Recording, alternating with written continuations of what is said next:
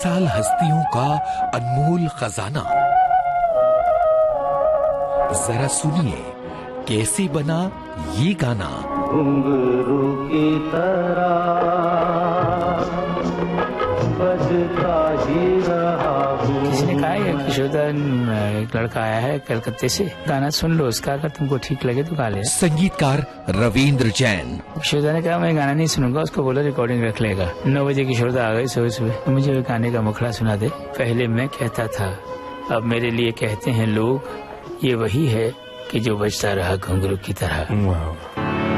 कभी इस पग में कभी उस पग में बंधता ही रहा हूँ मैं घुंघरू की तरह,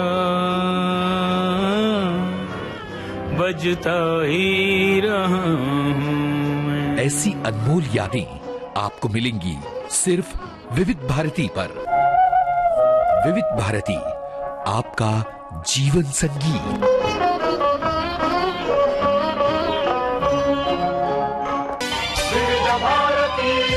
एक ऐसे अभिनेता की जिनका जन्म संयुक्त राजनीतिज्ञ राज बब्बर की बातों के साथ उनकी फिल्मों के तार को आपने एनएसडी से जाना।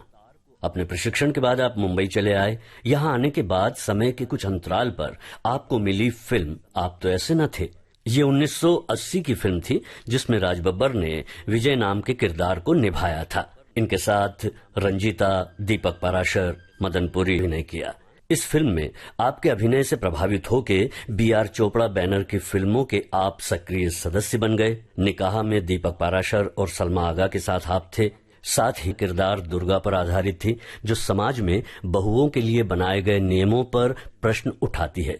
इस किरदार को रीना रॉय ने निभाया था। आर्टिस्ट का ध्येय था। वहीं फिल्मों आपसे राज बब्बर की 2 संतानें हैं, आर्य बब्बर और जूही बब्बर। ये दोनों ही कला के क्षेत्र से जुड़े हुए हैं। से जुड़ने के पीछे की कहानी कई बार बहुत रोचक और प्रेरणादायी होती है। ऐसा ही राज बब्बर जी के साथ भी हुआ। आगरा से पढ़ाई के बाद आप पटियाला यूनिवर्सिटी के ड्रामा डिपार्टमेंट का एक हिस्सा बने। यहाँ थिएटर का आपने विधिवत प्रशिक्षण लेना आरंभ किया, जहाँ इनकी मुलाकात हुई हरपाल टिमाणा जी से, जो खुद एनएसडी से थे। आप स्वयं पंजाबी कला मंच नाम की एक सांस्कृतिक संस्था चलाया करते थे। आपने राज बब्बर से एक दिन कहा कि देखो राज बब्बर, नाटक तुम कर रहे हो और बड़े अच्छे अभिनेता हो। मैं खुद भी राष्ट्रीय नाट्य विद्यालय से हूँ। मैं तो यही नसीहत दूंगा तुम्हें कि जाओ और एनएसडी से एक्टिंग का कोर्स करो।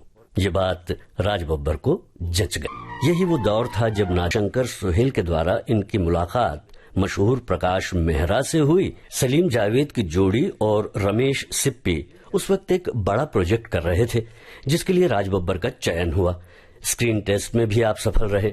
दिलीप साहब ने जब स्क्रीन टेस्ट देखा तो खुश हुए। रमेश सिप्पी भी आश्वस्त हुए कि अब फिल्म को एक महत्वपूर्ण किरदार राज बब्बर मिल गया है।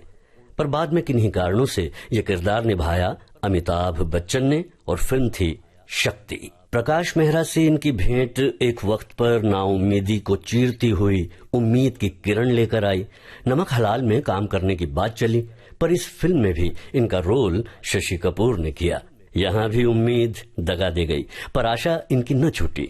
शारदा फिल्म में आप एक छोटे किरदार में नजर आए, जिसमें जितेंद्र रामेश्वरी और सारिका थी। फिर सुपरहिट फिल्म इंसाफ का तराजू ने इनकी किस्मत बदल दी। राज बब्बर अपनी फिल्मी हैसियत के साथ साथ समाज सेवा के कार्य से भी जुड़े रहे हैं और एक राजनेता के रूप में भी सक्रिय हैं।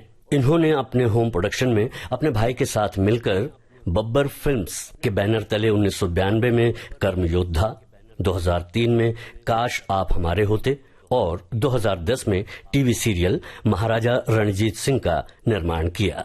सन 1981 में इंसाफ का तराजू बेस्ट एक्टर के लिए, 84 में अगर तुम ना होते सपोर्टिंग एक्टर के लिए, 85 में आज की आवाज बेस्ट एक्टर के लिए, 94 में दलाल विलन के लिए और 1996 में याराना फिल्म के विलन के लिए फिल्म फेयर अवार्ड्स के लिए आपको नामांकित किया गया था। राज बब्बर की कई फिल्मों ने दर्शकों का भरपूर मनोरंजन किया है, जिनमें हम 5, कलयुग, राज रूप में दिखलाती है।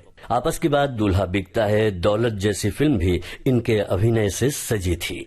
लिबास, दहलीज, घायल, रुदाली, माया मेमसाब, बरसात और याराना में भी राज बब्बर ने अपनी अभिनय क्षमता का सफलतापूर्वक प्रदर्शन किया और दर्शकों ने भी इसे सराहा, प्यार किया। Film Bunty Babli, corporate, fashion, bodyguard, force और तेवर जैसी नए दौर की फिल्मों में भी इनके अभिनय ने भूमिकाओं को सशक्त किया।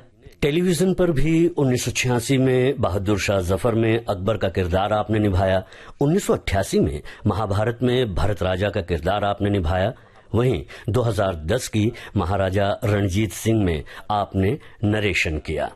2014-15 का धारावाहिक पुकान आकांक्षा सिंह का और प्रस्तुति थी रमेश